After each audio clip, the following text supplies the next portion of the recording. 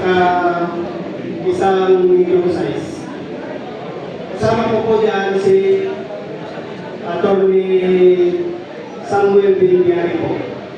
Tapos din yung secretary ni Sinatin mo po yan kumain mo. Kasa. So si Attorney Henry ay Congressman Saldico. Yan po si Attorney Samuel Binibiari po. Samuel Benjay, Opo, sir. staff ni Attorney ni Congressman Saldico. Opo, sir. Yan lang po, sir. Ano ito?